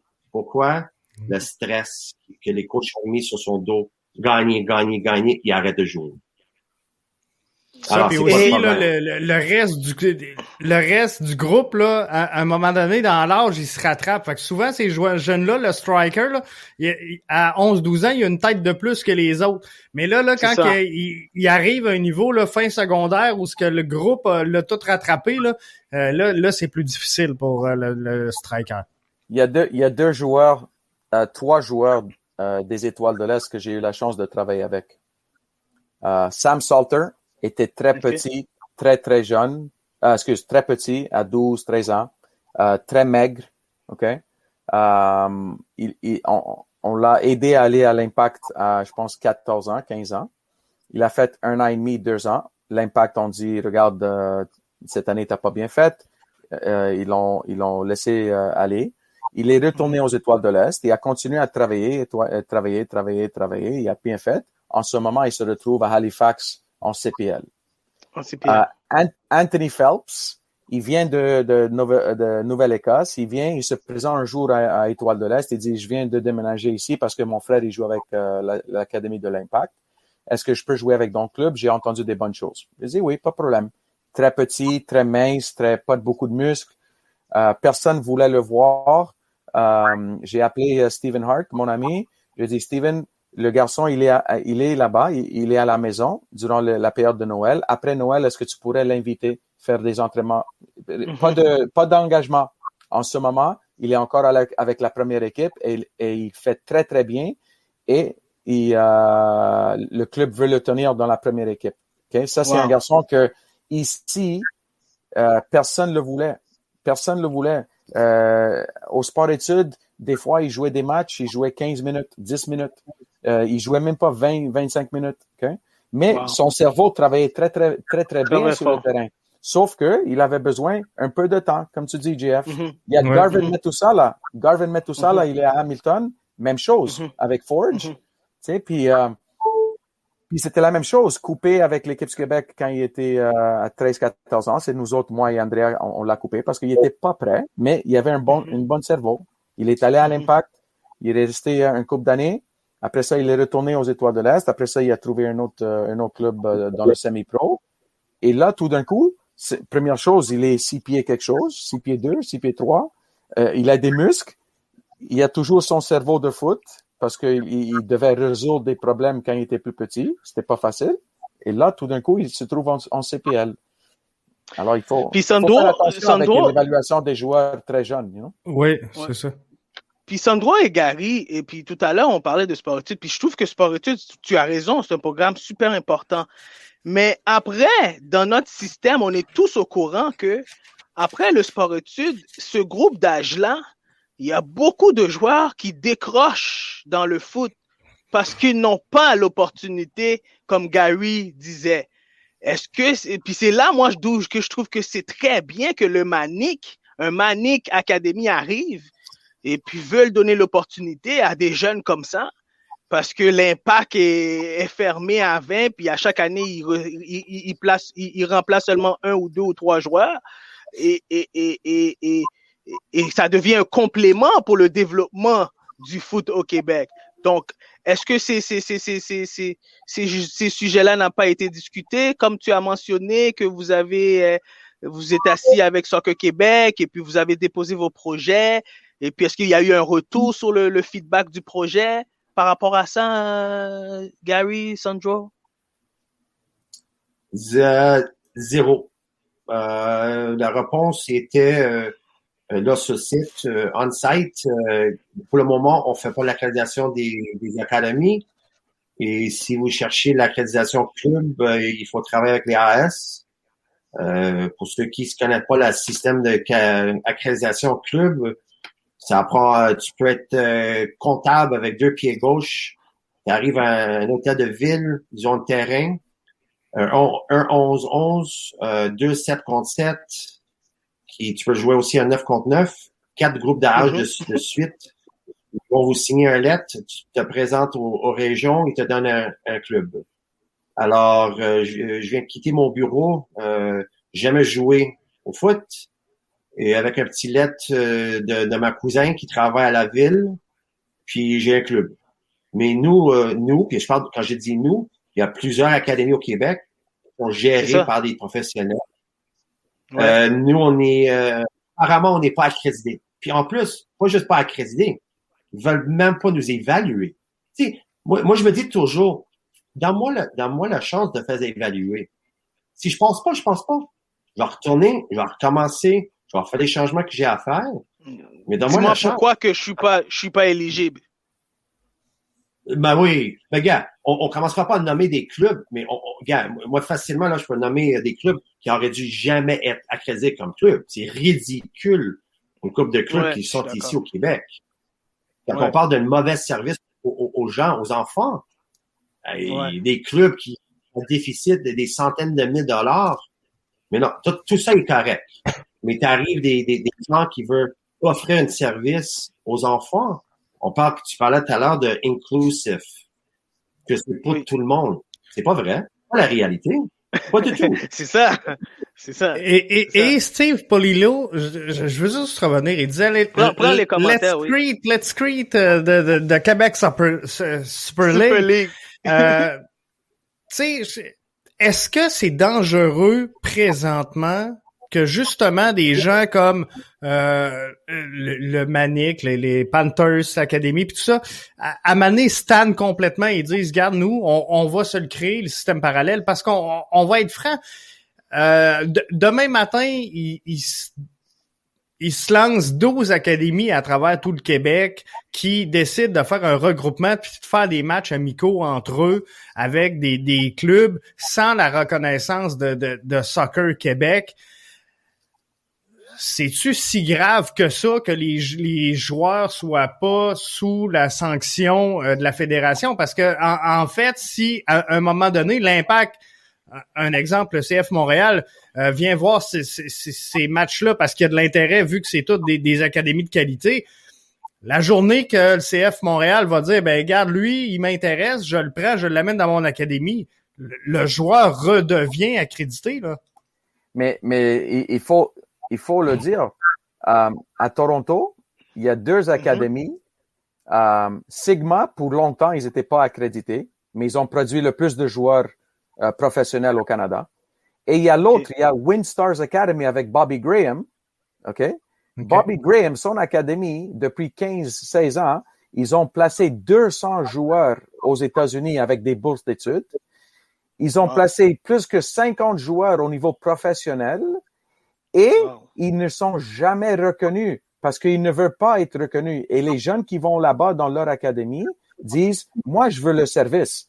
Après ça, Bobby Graham, il les amène faire des matchs amicaux contre FC Dallas, contre New York Red Bull, contre Philadelphia Union, contre Toronto FC, contre tous les académies de Toronto. Il joue à peu près 30-40 matchs par année. Il est invité partout parce que tous les clubs aux États-Unis et toutes les universités aux États-Unis aiment jouer contre lui parce qu'il y a des bons joueurs. Okay? Puis lui, il m'a dit, la semaine passée, j'ai parlé avec lui, il m'a dit, la réalité, c'est que le jeune, il vient ici, il vient essayer, il aime le produit, il retourne une deuxième fois, la troisième fois, il retourne jamais dans son club. C'est parce ça. Parce qu'on l'aide à progresser. Voilà. Après ça, le jeune, s'il se rend à l'équipe nationale, tout le monde est content. Gary devrait pas être fâché ou Sandro devrait pas être fâché si Bobby Graham, il a produit un joueur. C'est bon pour nous, c'est bon pour notre, oui, c'est ça. Notre pays. Et d'où je suis d'accord avec toi, Sandro, puis je crois que c'est d'où vient la problématique. Puis c'est important d'amener la diversité pour donner le plus d'opportunités puis de qualité à nos joueurs de soccer puis à nos athlètes. Et comme Jeff l'a dit dès le début, ben la fédération devrait être au centre de cette discussion. Et puis d'être être assis sur la table et d'inviter toutes les académies qui existent de qualité, puis de discuter pour voir qu'est-ce qu'on peut faire pour trouver une solution. Et puis JF, je crois que cette discussion-là, on l'avait entamée déjà depuis ma première arrivée au podcast. Et puis les jeunes aujourd'hui, puis on voit un jeune comme Mathis Cyr qui se déplace jusqu'à Montréal parce qu'il veut avoir l'opportunité de réussir. Et puis le Manic veut lui donner cette opportunité. Et puis, c'est un jeune qui a cru dans le système. C'est un jeune qui est passé par le CNHP. Je pense qu'il a été entraîné par Sandro dans le passé. Aujourd'hui, qu'est-ce que tu peux dire à un jeune, Angelo? Qu'est-ce que tu peux dire à un jeune aujourd'hui, excuse-moi, Sandro et Gary, que par rapport à la communiqué que la fédération a envoyé? Non, moi je dis, regarde, il faut que vous trouviez votre cheminement. Il faut que vous trouviez votre cheminement. On n'est pas là pour dire on fait un meilleur job que quelqu'un d'autre. Il faut juste que le jeune choisisse son cheminement librement et c'est tout. You know? Gary? Mais tu vois qu'il y a un mouvement qui s'en vient. On le voit, on le sent. Okay. Ils ont publié cette lettre-là sur Facebook. Il y a les alentours de 88 commentaires. Dans les 88 commentaires, un compte, puis je vais dire ça clairement, un compte fake qui a été produit par quelqu'un, on sait pas qui, directeur technique, qui essayait de détruire Manic Academy, façon philosophie des académies, et il s'est fait déchirer, ramasser par les parents qui leur disaient tous, donne une option aux parents et aux enfants. À quoi ça change dans la vie d'un jeune joueur de foot de avoir plus d'options? Alors, on voit que les parents sont frustrés. Les parents veulent avoir des options. On l'avait vu, si tu fais les recherches sur l'hockey, on l'avait vu, ça fait 10-12 ans. Puis j'ai été impliqué là-dedans avec mon frère, un ancien joueur professionnel. Quand il a pris son retraite, on a parti en fait un sport-études avec John Rennie dans le hockey. Nous, on croyait à envoyer les enfants aux États-Unis, Prep School, puis NCAA. Puis on a placé comme 50 enfants dans 2 ans. Puis on s'est bousculé avec Hockey Québec, puis ça s'est pogné avec Hockey Québec. Et là, aujourd'hui, il y a des académies partout. Il y a des gars qui travaillent avec Hockey Québec, avec des gros clubs de AAA pour aider à placer, tu vois, les Lions de Lac-Saint-Louis AAA, Raz Saltarelli. Ouais. Il fait excellent. Il place des joueurs en junior major, en pro, NCAA, Prep School. Ils font plus de cheminement pour un jeune joueur de hockey. Pourquoi on peut pas le faire pour un jeune joueur de foot? Pourquoi? Il y a un commentaire. Il faut qu'il passe. Il y a un commentaire de Nick Macrozonaris. Nick Macrozonaris. 2 fois aux Jeux Olympiques. Reviens avec le commentaire qu'il a mis, JF. Nick. T'essaies de trouver Nick. Ouais. Ouais. Okay. 2 fois. Oui. Aux Jeux Olympiques. Et il a fait un reportage la semaine passée sur CBC, Montréal, parce que même lui, il a le même problème dans le track and field. Il entraîne des athlètes track and field de très, très haut niveau. Mm-hmm. Il gagne des courses, il gagne des médailles. C'est des aspirants qui vont représenter le Canada. Et dès que Nick, parce qu'il fait des choses privées, dès que Nick se présente sur une piste à Montréal, et le reportage de CBC, il est sur Facebook, si vous allez le voir. Okay? Wow. Ils essayent de lui dire, non, t'as pas le droit d'être sur t'as pas le droit. Puis en plus, il y a un commentaire de quelqu'un, parce que CBC a dit, on a essayé d'avoir des commentaires, puis un commentaire d'un organisme de track and field a dit, oui, mais on doit faire attention à la sécurité. Et moi, je me demande, pourquoi tes entraîneurs bénévoles sont plus sécuritaires que Nick Macrozonaris? Impossible. Le gars, il a été deux fois aux Jeux Olympiques. C'est pas juste n'importe qui. Et ça, c'est un problème. Ça, c'est un problème de notre culture. Bobby Dulles, avec Tony Marinaro. Avec Tony Marinaro, il a fait une entrevue il y a pas longtemps, peut-être 2-3 ans. C'était la même chose au hockey, comme Gary a dit. Même chose au hockey, parce que Bobby Dulles, c'est un grand nom au hockey. Et pourquoi? Pourquoi tout le monde a peur de ces gens-là? Pourquoi tout le monde a peur de Ali Jabba, il voulait créer son académie à Québec. Ils l'ont tout de suite arrêté. Tout de suite. Et tu sais, Willy disait, la Fédération de soccer est même pas reconnue par la FIFA. C'est, j'imagine, Canada Soccer Association qui l'est. Et je continue avec Luigi qui dit donc à ce sujet, pourquoi c'est pas une décision nationale de reconnaître les académies? Parce que moi, je rejoins un peu le commentaire de Gary qui disait, finalement, les académies, je vais résumer grossièrement les mots de Gary, mais il y a personne qui te tord un bras pour y aller, là. Donc, c'est une option, elle est là, elle est disponible pour le développement de ton enfant. À toi libre d'y aller ou de pas d'y aller, mais on peut pas mettre ça sur le dos justement de la sécurité ou de l'encadrement des enfants dans un cadre, tu sais, de développement de soccer, parce que moi je pense que à très court terme, si on donne le go aux académies, ça sera pas très long que ils vont être reconnus comme offrant un meilleur service que ce qu'on peut trouver dans plusieurs des municipalités. Puis, tu sais, je veux pas détruire les clubs parce que vous l'avez dit, puis on le dit depuis l'ouverture de l'émission. Il y en a des bons clubs. Il y en a qui font du très bon travail. Il y en a qui ont des organisations sérieuses. Mais, comme on disait tantôt, à 3-4 000 jeunes, c'est pas évident. Puis on peut pas les blâmer de pas orienter le développement comme il faut pour l'ensemble du groupe. Donc, ces académies-là doivent venir en soutien un peu, justement, au système qui est présent, puis de devenir un offre, finalement, qui est complémentaire à ce qu'on offre présentement. 100%. Gars, je te dis, tu vas le voir, qu'est-ce qui va arriver? D'ici 1 an, il y a une ligue d'académie. Moi, c'est ce que je pense qui va arriver. Puis je ne serais pas surpris s'il n'y a pas des clubs qui vont dire merci beaucoup, bonjour, on n'en veut plus notre accréditation club, puis embarquera dans la ligue d'académie. Tu vas le voir.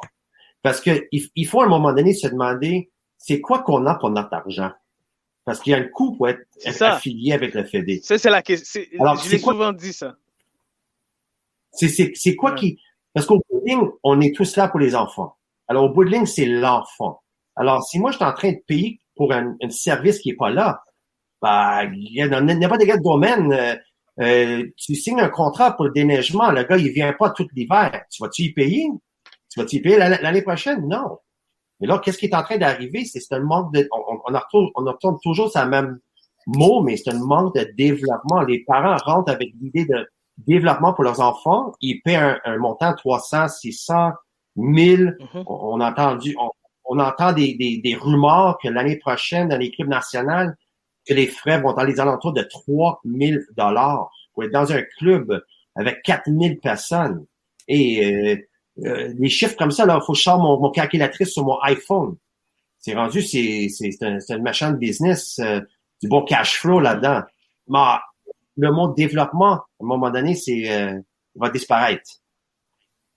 Alors, écoute, moi, j'ai grandi au Québec, Gary, puis Sandro peut te le dire. Moi, je crois qu'on a fait un gros pas d'avance, puis je pense que sur côté essayer de mettre en place des formations pour les entraîneurs, des programmes comme le sport-études et tout. Mais il reste encore de la place pour des gens comme nous, les académies. Et je l'ai toujours dit. Si aujourd'hui je lève mon chapeau à Sandro Grande, à un Gary, et moi-même j'ai fait partie du système, puis j'y crois encore au système, et je crois que notre devoir à nous en tant que passionnés, en tant qu'investisseurs, en tant que animateur de podcast, en tant que parent qui est impliqué dans le foot, c'est que les auditeurs doivent comprendre ce soir que on doit trouver les meilleures solutions et les meilleurs encadrements possibles pour nos jeunes, pour le développement de nos jeunes. Et c'est juste le développement de nos jeunes. C'est ça, et le développement veut pas nécessairement dire compétition et tu sais, parce que là je vois le commentaire de Steve. Would it be possible to have an academy league in parallel to the club league? Et je pense que c'est un peu ce que Gary disait. Tu sais, il pourrait y avoir une ligue parallèle avec des académies qui vont venir, mais ça sera un niveau de compétition plus élevé. C'est pas nécessairement de développer des jeunes. Ça veut pas dire nécessairement qu'ils vont tous atteindre les plus hauts sommets. Puis on disait tantôt, à U8, U9, où on commence déjà à faire des groupes là 2A, 3, tu sais, c'est jeunes en tabarouette. On peut-tu les développer puis les laisser jouer au ballon? C'est ça. Fait que ça veut pas dire s'amuser. C'est ça, exactement. Mais je pense que oui, une ligue d'académie, c'est quelque chose qui pourrait arriver en parallèle. Il y a beaucoup de commentaires. Moi, je veux dire quelque chose. Vas-y, Sandra. Une ligue d'académie, ça veut pas dire que un club comme Longueuil pourrait pas mettre une académie dedans. C'est sûr. C'est ça. Alors. Et garder leur club. Il faut juste évaluer tout le monde, comme Gary a dit. Après ça, si on a une structure qui a un niveau de compétition plus haut, les meilleurs clubs académies vont se rendre là-dedans. S'il y a une académie qui ne travaille pas bien, c'est là où est-ce que Soccer Québec pourrait quand même dire non, parce qu'il y a des académies qui cherchent juste l'argent. Peut-être il se peut, mais c'est là où est-ce que vous devez évaluer. C'est comme dans tous les domaines. C'est ça, exact. You know? Mais le mandat de tout le monde au Québec, au Canada, le mandat dans les clubs de hockey, le mandat dans les clubs de soccer, dans les clubs de track and field, le mandat, c'est quoi? C'est développer des athlètes. C'est ça. Exactement. Ça devrait être la base. Pour notre nation, c'est Canada. Il faut développer des joueurs et des athlètes pour notre pays. Parce qu'on aime tous regarder les World Juniors qui gagnent la coupe chaque Noël. On aime ça. Oui, on est fiers du Canada quand on a ça. C'est vrai. J'aimerais voir, tu sais, moi, j'ai eu la chance, je suis très, très chanceux d'avoir de jouer avec l'équipe nationale. J'ai fait les qualifications à la Coupe du Monde. On était à quelques minutes de peut-être aller dans le X quand on jouait à Honduras, on gagnait 1-0 et ils nous ont marqué avec 5 minutes de la fin. Mais moi, j'ai eu cette chance. Pourquoi un autre jeune ici n'aurait pas cette chance-là? Cette opportunité-là, exactement. You know? Exactement. Je vais prendre Tony qui dit, les gars, vous pouvez parler toute la soirée. La réalité, c'est qu'il y a des gens qui ont fait carrière avec la structure actuelle et qui ne se laisseront jamais perdre ce contrôle-là. Mais peut-être que ces gens-là qui ont cette vision-là, je pense qu'ils sont pas à bonne place présentement si on parle mettre les athlètes en avant, au front, en première ligne. C'est pour eux qu'on doit développer le soccer.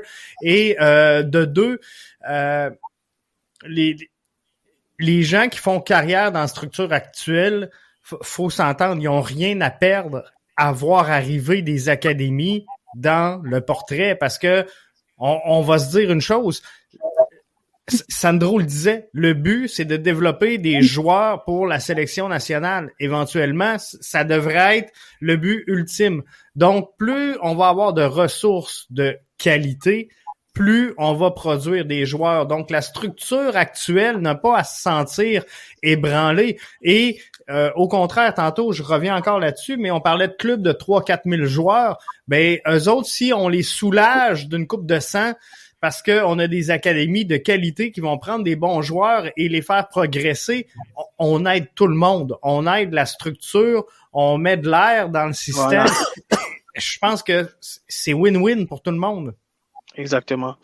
C'est win-win pour tout le monde. Puis, je pense que ça a été très clair, le message ce soir. Et puis, qu'est-ce qu'on pourrait dire, Gary, à les jeunes aujourd'hui qui sait que vous avez une partenariat avec le Centre-Sud et puis qui veulent se joindre à vous et puis vous avez des camps bientôt à venir.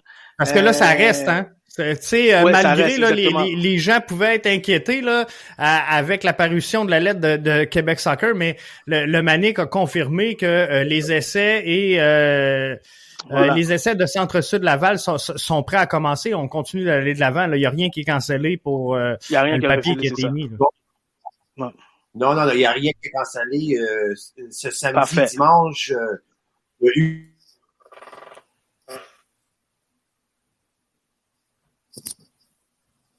on a perdu Gary, je pense. Ouais, je pense que... Ouais, Sando. OK, il est là. Ah, t'es là. Alors, il peut s'informer, il peut s'inscrire sur notre site web www.montrealmanic.com. C'est en fait cette fin de semaine, la fin de semaine après aussi. On travaille fort avec Centre-Sud, Laval Centre-Sud. On va essayer de bâtir le côté de loisirs et leur groupe plus jeune et même leur côté senior en même temps en travaillant avec nos groupes aussi pour clarifier une dernière petite situation. Le monde se demande côté de Manic, est-ce qu'ils vont être capables de jouer des matchs, des compétitions? C'est ça. La réponse c'est oui. La réponse c'est oui à 100% parce que tout, je dis tout, all, en anglais c'est all, les joueurs vont être inscrits avec Laval Centre-Sud. Ils vont avoir le passeport. Okay. Ils vont être fédérés. Tous nos éducateurs aussi vont avoir un passeport qui serait affilié avec Laval Centre-Sud. Okay. Nous, on veut faire de la solution. On veut pas causer des troubles ni pour Soccer Québec, ni pour les ARS, ni pour les autres clubs. Mais au bout de ligne, on est là. On quittera pas. Une garantie que je peux te faire, c'est I'll say it in English, I'm going nowhere. Alors, c'est soit que tu trouves une façon de travailler avec nous, or just get used to having me around. Mais on va toujours être là parce qu'on est là pour les enfants. On est là pour ce qui est important à nous.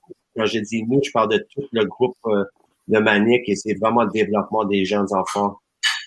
Et on veut juste offrir un service et des parcours d'extra pour tous les joueurs. Là, on est en train de planifier notre horaire de match pour cet été aussi. Alors, on a beaucoup de choses qui vont sortir, en fait, sur notre Facebook Live demain soir aussi, à 20h30. On va parler de notre horaire de 20-21. On va parler aussi contre les équipes qu'on aimerait affronter.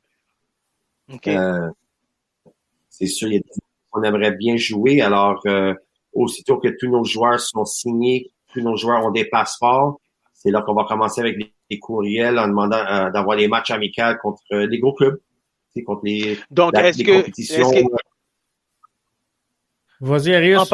En parlant des gros clubs, Gary, est-ce que tu parles de CF de Montréal aussi comme académie? Est-ce qu'il va y avoir des clubs, par exemple, à l'extérieur du pays, comme Glasgow, le centre de formation? Est-ce que c'est des choses que les jeunes risquent d'avoir l'opportunité de voir, de faire face à ça? Mais gars, c'est sûr.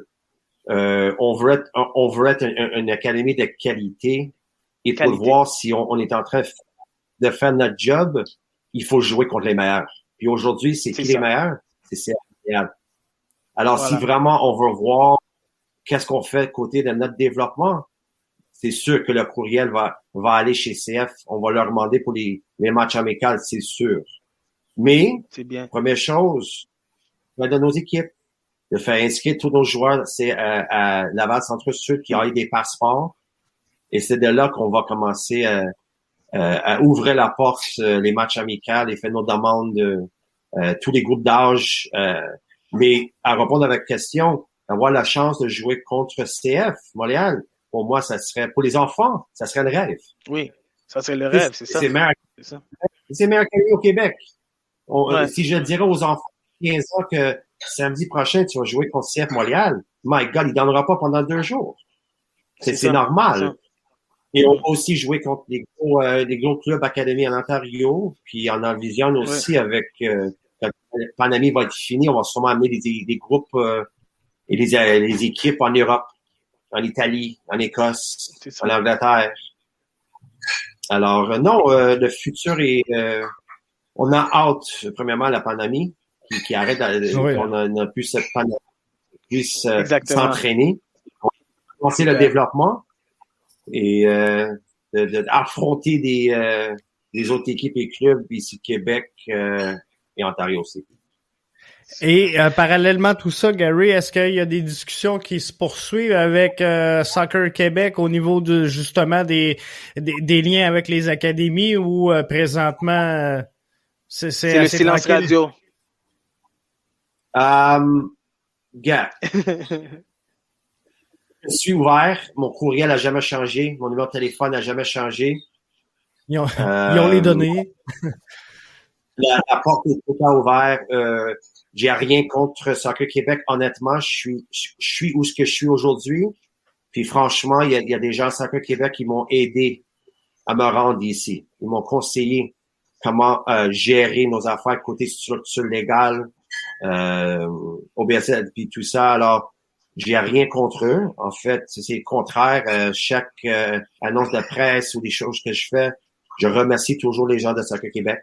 Exactement, j'allais justement faire le commentaire, Gary, parce que j'ai trouvé que dans tous tes commentaires et tous tes papiers presse, vous avez été très professionnel et déjà là, l'image du Manic, pour moi, vous le représentez très bien en ce moment avec l'engagement d'un Sandro Grande. Puis, premièrement, merci pour cette invitation-là encore que tu as acceptée. Et puis, vous, justement, j'allais faire le point. J'ai dit, jusqu'à présent, je veux que les auditeurs soient conscients que le Manic n'a jamais rien dit de négatif contre ce qui se passe au Soccer Québec. Le Manic a toujours été en collaboration et à l'écoute à ce qui pouvait être mettre sur pied pour le développement des jeunes et l'accréditation d'une académie reconnue au Québec. Puis je vais faire du chemin un peu là-dessus, Arius, si tu me le permets, parce que justement, face au communiqué de Soccer Québec qui voulait apporter des précisions, je veux juste être clair. Le Manic a toujours été transparent dans ce qu'il avait dit et il avait clairement été établi que l'Académie du Manic prenait des essais avec le Centre-Sud de Laval qui auront des passeports et seront des représentants de Centre-Sud. Donc, le Manic a jamais dit, nous, on va avoir une équipe qui va évoluer au travers de la fédération. Non, exact. Ça n'a jamais été dit. Donc, chez Soccer Québec, on a senti bon de le préciser, mais ça avait été clair dès le début. Tony qui nous dit où est-ce qu'on va jouer dans le monde, partout dans le monde, mais pas au Québec. Semblerait qu'à partir du 24 juin, le gouvernement devrait alléger tout ça. Fait qu'on va espérer pouvoir recevoir des matchs. Jeff, Sinon, je pense commentaire. Je pense que Tony, il disait partout dans le monde, oui, les académies. OK. Au Québec. Sauf au Québec. Non. OK. C'est parce que le commentaire a apparu quand on parlait de si l'Académie allait jouer des matchs contre plusieurs autres. Alfie qui vous encourage. Fait que je pense que tu sais, c'est le temps de travailler. Je pense que les gens sont derrière vous. Et ça, c'est le fun. C'est le fun de voir ça parce que je pense qu'il y a de la place dans le paysage du soccer au Québec. Puis c'est le fun de sentir cette vibe-là derrière le Manic qui, jusqu'à présent, donc fait les choses de la bonne façon, faut se le dire. Merci à vous pour l'invitation. C'est juste partager le message offrir un service à tout le monde. Et à la fin, si on fait pas un bon service sur le terrain, les jeunes vont pas venir. Exactement. C'est tout. Exactement. Mais le but, on veut donner espoir aussi à nos jeunes, puis continuer à rêver.